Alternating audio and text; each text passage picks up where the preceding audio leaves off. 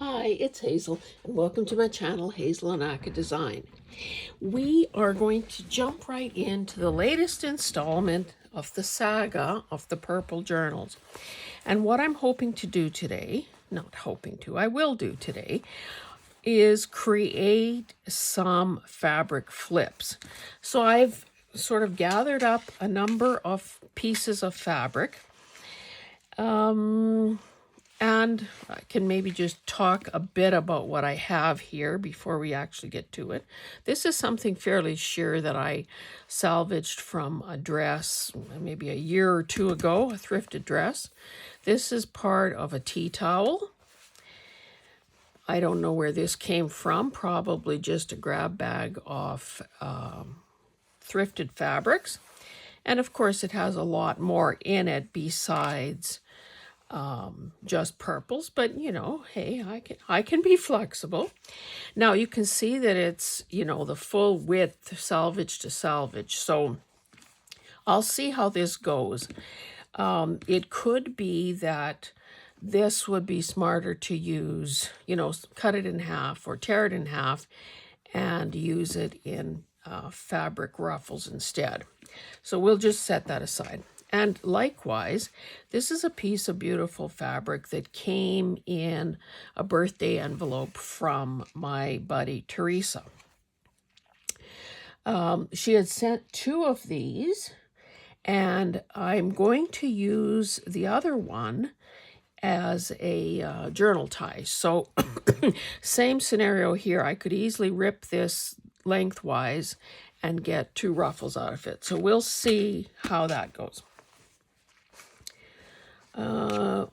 Would you believe this is a sleeve or part of a sleeve that I salvaged from, I think back in the day we used to call them peasant blouses, you know, so it's kind of gauzy and lightweight, 100% cotton. Typically, I think these are made in India, and it had, I think it's still around here.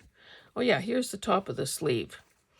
So needless to say, I'll be using this for something else, but there's this. Now, this is a, you know, a decent sized piece, so I may choose not to cut into it, but we'll see.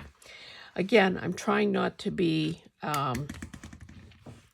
so precious about what it is that I'm using or saving, and certainly everything has two sleeves, so I have another one if I do cut into it.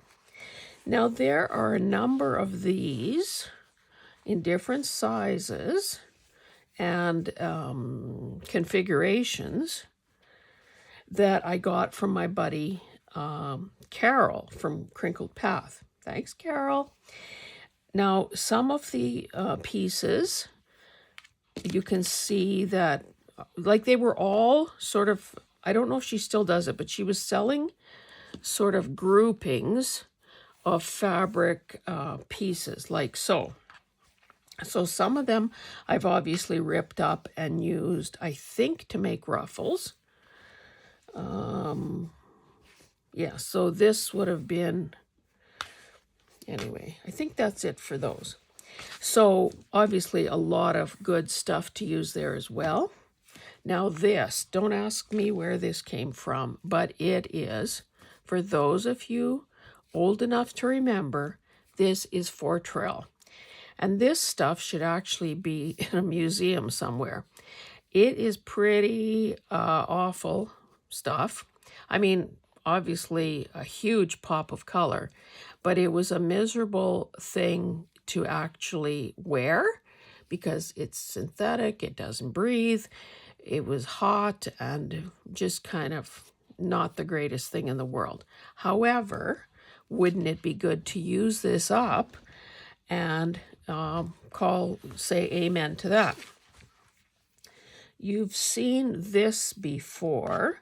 This was one of those sheer blouses when these things were, which is the right, I think this is the right side, that were popular several years ago that you used to wear over a cami. Well, I, of course, had several of those. And speaking of not breathing, that was another really hot kind of a thing, but oh so pretty. So I'm using this elsewhere, so I mean, obviously I should use it here as well. So there's that. This is, oh, well, let me show you this too. This is the wider bias tape that I washed, you know, to get the sizing out, get it nice and soft. I then ironed it flat, and I made, I'm sure I've shown you that, I've made many lengths of fabric ruffles. So there's this piece left over, and of course that's where they've pieced together. So that might be good to use up. More of the same. I had kind of a failed attempt at die cutting flattened bias tape, but then, because Mama didn't raise no fool, I then realized that it works much better if I first glue this down to, you know, cardstock or some heavier paper to give it a bit of body, and that way the cut it cuts much cleaner and sharper through the scissors. This is a sleeve. Now I cut the cuff off. First of all, I started cutting there, but then of course that opens that up. So then I cut at the point of the stitching to keep it intact. So I'm sure I'm going to use this for something, probably not this, because it's doubled and maybe even has some fusing in there, or some what do you call it, interfacing. Anyway, so that, I just wanted to show you that. So repurposing thrifted or garments that we no longer have a use for from our own closets is a really smart thing to do. And especially when you know, it's not like buying yard goods where you end up with so much of it. And it keeps, obviously, these things from going into the landfill, because I think there's only so much clothing that can be bought through. Like if I would have donated this, you know, somebody needs to want to buy it. Otherwise, I think those things eventually get bundled and destroyed. Now, maybe you probably can't see, but this is the seam line. So at first I started cutting, and then I thought, well, why don't I just see if this tears? And because it's so creased, I believe it's rayon. And you can see that it went totally crooked. So I'm thinking maybe that's because it was a sleeve. Maybe the straight, well, I don't know, I don't know. But that's always the risk when you're ripping fabric. So let me just do it. Let's see what happens if I try to rip over here.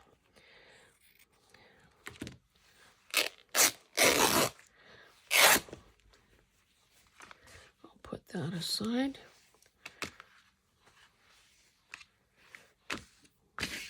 Now, I obviously didn't think of ironing this before doing this video, but I will iron the fabric flips afterwards. So, you know, again, it got narrower at the cuff, but not too bad otherwise. So those are the base pieces, and you're going to see me sort of, oh, one more thing. This was, probably like a bed sheet or something similar, or a pillowcase. And I had, at some distant point in the past, had been using it as a paint rag. So when I was doing more painting, when you want to clean your brush of acrylics, using a rag is obviously smarter than using a paper product, because you still have the rag. And of course, once acrylic gets onto fabric, it's not going anywhere. And by washing it after the fact, you sort of, I guess, washing and drying it, you sort of bake it in. So I've got that as well. And I am sure that I've used this. I used this in one of the journals. I think I made a signature page out of it. Not quite sure. So that's all the fabric that I intend to use. I think I'm going to decide right now. I have so much here. I think I'm going to decide right now to keep these long strips intact. Now, we know that there are all sorts of ways to finish the top of a flip. So I brought this, just look at, was this not made for each other? This is one of those sort of old-fashioned looking ribbons that would have been popular back in the day. You know, it's got some cotton and then some trim, lace trim that was attached to it. So that I'll use on some of them. And then I also have nearby some of the paper strips that I said I was going to use to edge some pages. However, if it works out, I could use that here. Now, the one thing I didn't gather up, darn it, is, mind you, maybe I have some here. If I just move heaven and earth, I can open this drawer and get some lace scraps. And of course, I would want something. Looks like these are probably all, oh, just a minute. I have other purple stuff here. I have this that I just love. This was a $1, maybe Dollarama purchase back in the day. And I think I have it in a few colors. So there's that. Would I be bold enough to use this that I salvaged off a sweater? I guess we'll wait and see. What else have I got here? Oh, well, this is very beautiful. Why do I think that this might almost work in a peacock journal? I don't know, that teal there. We'll see about that one.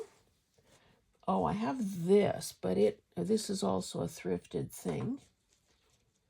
Oh, and here's some mauve.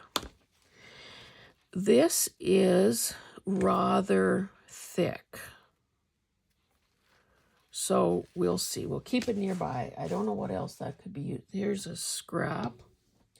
Anyway, I obviously have lots of options, so I guess I shouldn't bother wasting time with finding some white. Although here's some.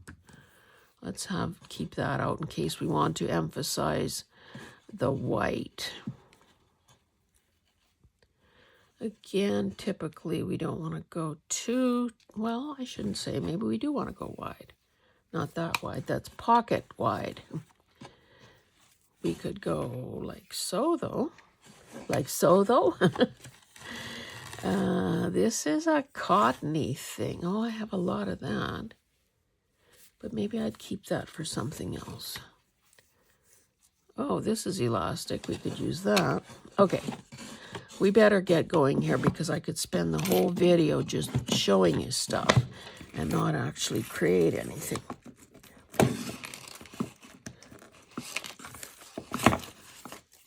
Oh, I should tell you, I bid on some auction items, and you will see some of those things coming up in future videos. But one of the things that I thought was the steal of the day was I bid on a workbench. Because last year we bought we had a custom-made garden shed. And anyway, this thing, I paid $12 for it, made of 2x6s, has a shelf underneath, is a really good height. I was surprised, even for a shorty like me. It's 40 inches tall, which seems to be really a good height, so that a person isn't bending over bending over a lower counter, which is killer on one's back. And of course, there's no way that I could have, number one, I don't know if you can buy a single 2x6 for $12, probably not. Plus then sweet talk a husband into making this thing for you. So anyway, yeah, we picked it up yesterday, put it in the garden shed, And I have to say, I'm so looking forward to transplanting some house plants that have outgrown their pots. And, you know, when you buy bedding plant, or well, maybe you don't know, but in this part of the world, when you buy bedding plants in spring, when the selection is best, we end up having to,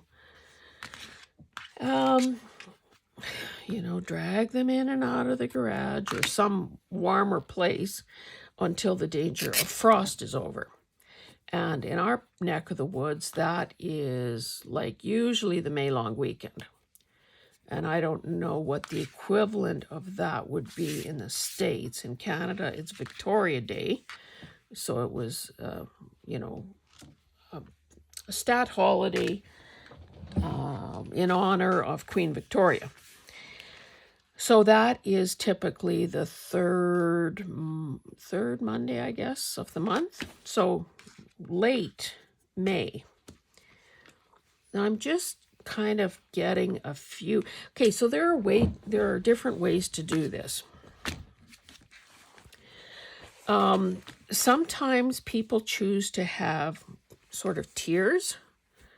So, you know, well, that one's maybe a bit wider, so we'll put it at the bottom. Then you have just almost like a petticoat effect where you can see the bottom thing and they get progressively shorter. So that's one consideration. Another thing to do is, so that's, say, bottom to top. Another way to approach it, and we'll do that too, I'm sure, is to have differing widths. So you're sort of staggering them side to side as opposed to top to bottom. So just for the sake of moving on, oh, and I meant to look at a clock to see when we started this. I don't know that I could set the alarm on my phone as a reminder. Okay, wind it up, kiddo. So what I'm doing is, okay, this was an existing piece, so I'm not going to cut that in half. I'm going to use it as it is. This you saw me cut off. This is still intact. So to sort of avoid wasting, I'm going to figure out where I want these things to end up and then cut them. And of course, you know, depending how much fraying you like. So basically, I'm going to chop them all off there. Well, I guess that, maybe well, it has to be there. Now, I did bring my glue, but I'm hoping not to be using glue. I'm thinking that instead I will be stapling. Now, a person could take the time right now, and maybe I have to with this side anyway, get rid of these guys that are sort of unsightly. Now here I could do some fraying, but this I can access after the fact, so not as big a deal. And of course, a person could really, you know, take that to the limit and, you know, almost make a fringe type bottom. So I'm just going to staple. Oh, okay, not so good. Let's remove that and try it again. For those of you who are using a staple for the very first time, maybe I'll do two because I do have some staggering going on.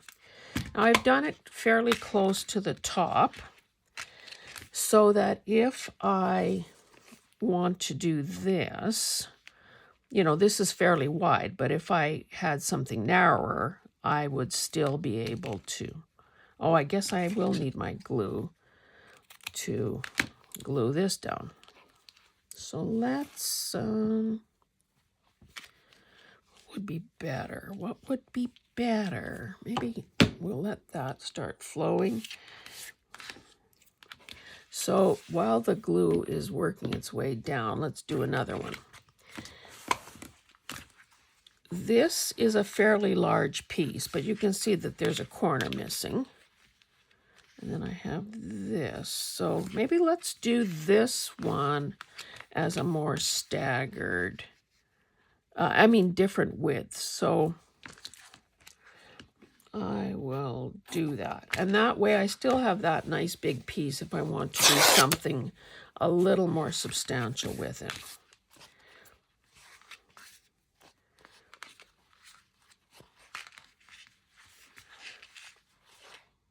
It's hard to tell.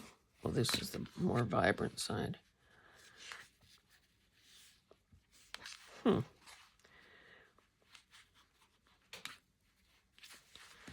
Oh my goodness, make a decision, woman. I think, well, let's see, what might be my third piece? Maybe that. Okay, so I said, well, I take one scrap and make two out of it.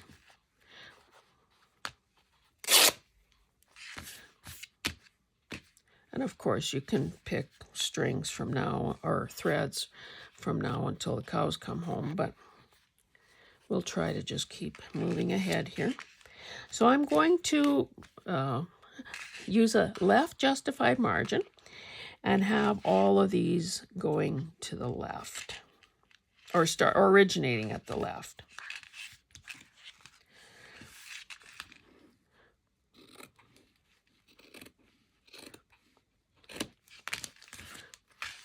And that is obviously another way to do this. Oh, I see this could be frayed out a little more. And again, I guess the choice is up to you. If you like the look of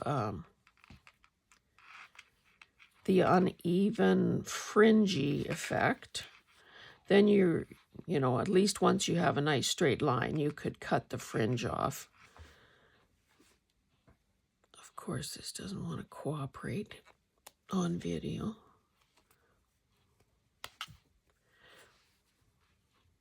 But you can see that creates a bit of a nice effect there.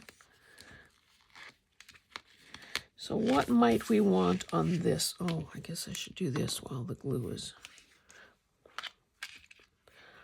So I'm going to just put Fabri-Tac on the fabric-y part, not on the trim part.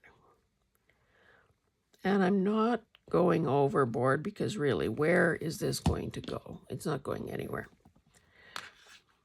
It's just basically kind of a finishing touch. I think the pattern is busy enough that it's not going to show if there's any glue seeping through. And now, of course, a person could carry on with this. So typically, let me just grab my prototype here and pretend this matched. Typically, this would then be glued down to the page. And then a person would obviously flip with growing delight and say, oh my goodness, what lovely fabric she put together.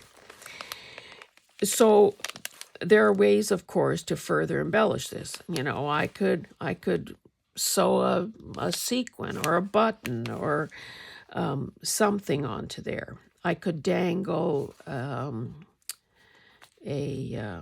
what do you call them? Those gourd pins, those fabric pins with a bead or something. So this is not complete, but it provides a heck of a good base for doing something additional. So one, done. I should be throwing this thread away. I seem to keep picking up the same ones. Let's see, this is probably way too wide in proportion to the size of this thing. Or I could add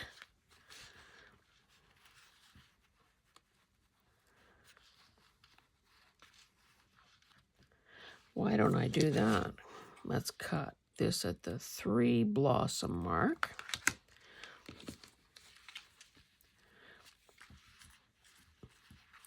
I could, maybe what I'll do is staple these 3 together. I could be using my little tiny stapler, but I didn't dig it out. And then let this be the finishing top part. So maybe, yeah, the staple is visible through there, but, oh, if I pull it down, So only 2 of these things are going to be able to be glued. 2 of these. So that's not very much, to be honest.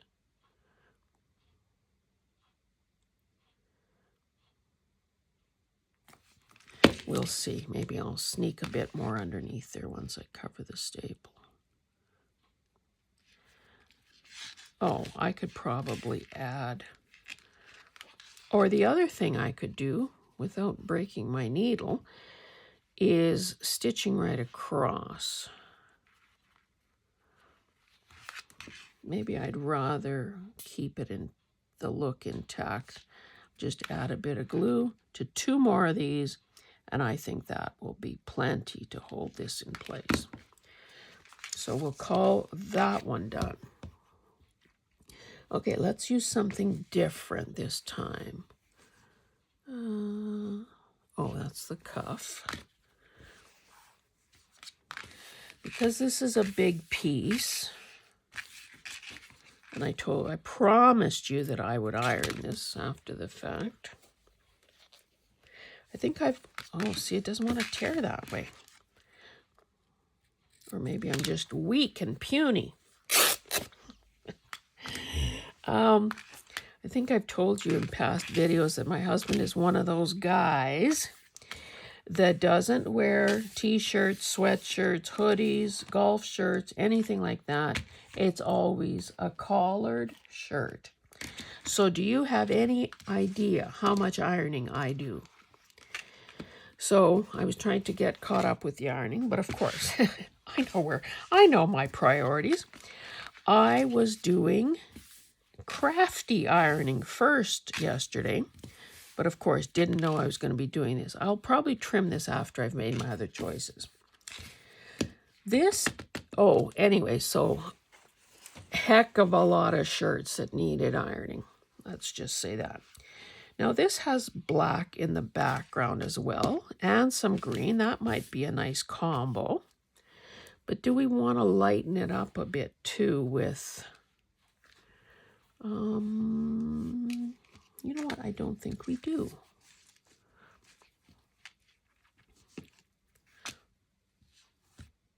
That might work. Okay, let's cut a hunk of this off. Now pretend this is flat. I do have, but it's not plugged in. I do have a travel size flat iron that I keep in the room to just do little spot ironing if I need to. But I'm not going to take the time to dig it out, and I guess I have to cut this part off since it's both of these things are slightly creased, so it makes it a wee bit more challenging. So I'm going to let this, just to not waste too much, I'm going to let this be sort of centered. Oh, that's not going to tear. Okay, let me figure out the length, and then maybe I'll have a little easier time of it. So I want my biggest, most sturdiest piece at the bottom. I can safely cut it off here.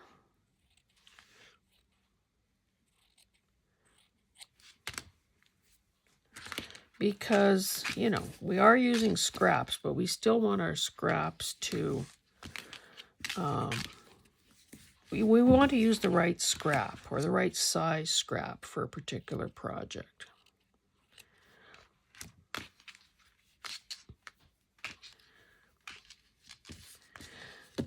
Now, okay, let's just see. On this one, we've used 3 fabrics and a trim. On this, we've used 4 fabrics and a trim. Maybe on this one, we'll just use 2 and some lace. If this also have some avocado dyed eyelet. I have that. That's more like for a cluster, though, I guess.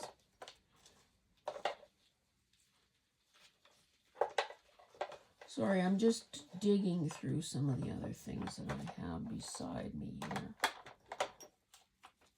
Okay, that's probably it for choices.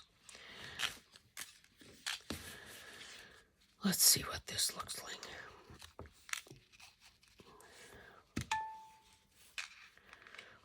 Now, because this is light and airy, I could have it longer. Let's do that. And then I'm going to look at the time, because I am trying to reconcile the length of these videos a bit. Oh, 31 minutes already. Okay, so this will probably be the last one we do.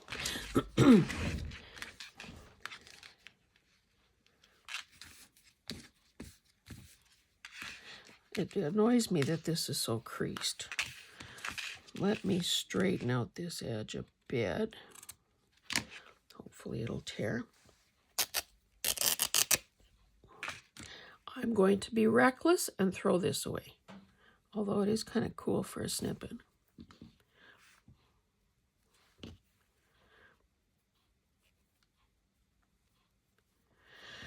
Okay, I'm not throwing it out. Okay, we want the crooked side at the top because that will be trimmed. Then we want this and this.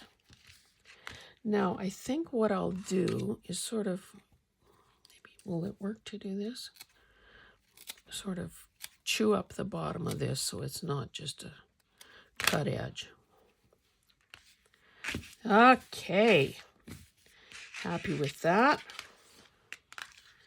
Let us cut, whoops. Trying to line this up on the grid. And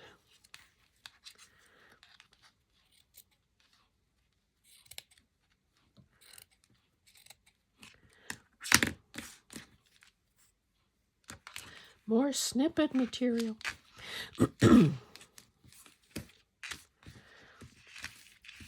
Okay, do we have a plan for finishing this off?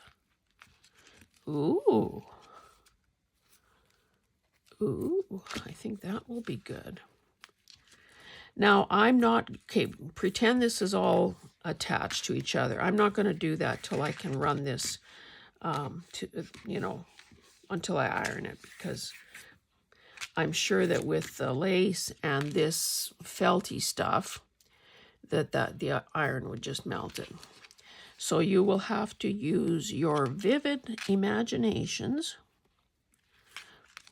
Let's just cut this off here for the sake of keeping the pattern intact. I typically don't have my little header piece go much wider than the actual fabrics, but I could.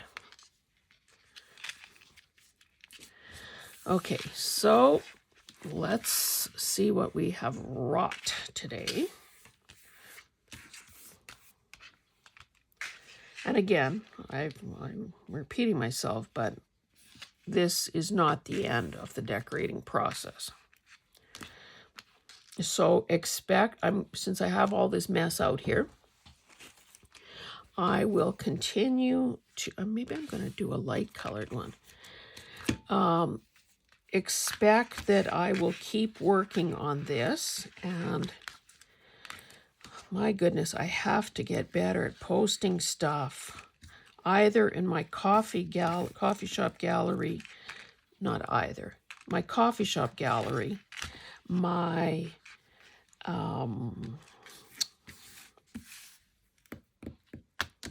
Instagram, and where else? Oh, I could do it on show and tell for the makers market. I could put it on certain people's, like Kim's Facebook groups, because she encourages people to share their projects as opposed to making it a condition that you never show or talk about your own stuff. You only pay homage to the the person whose group it is.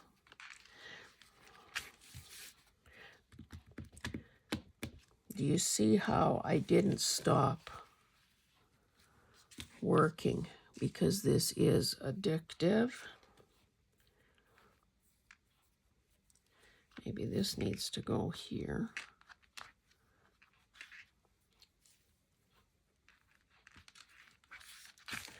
And then the lace can...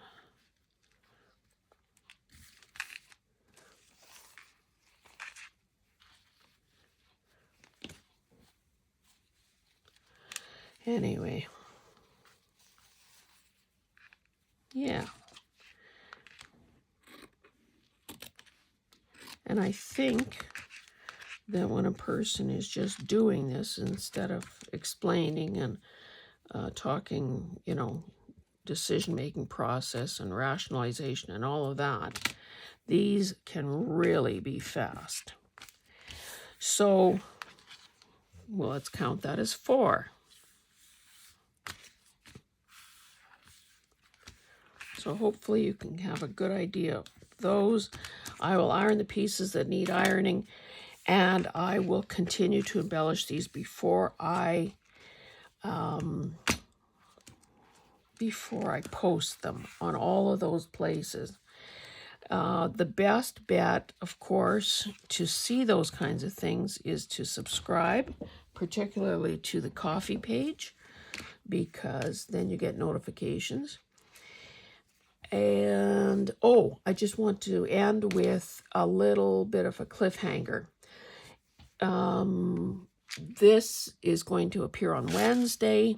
Thursday, I have a pre-recorded thrifting haul video. Then on Friday of this week, I will be announcing my very first open collab. And I hope that you watch it, see the people that I have tagged, and decide to hop on and take part, because, well, I explain sort of the rationalization and the genesis of it all. So anyway, this is just a little cliffhanger. Thank you so much for joining me, and we'll see you in the next one. Bye.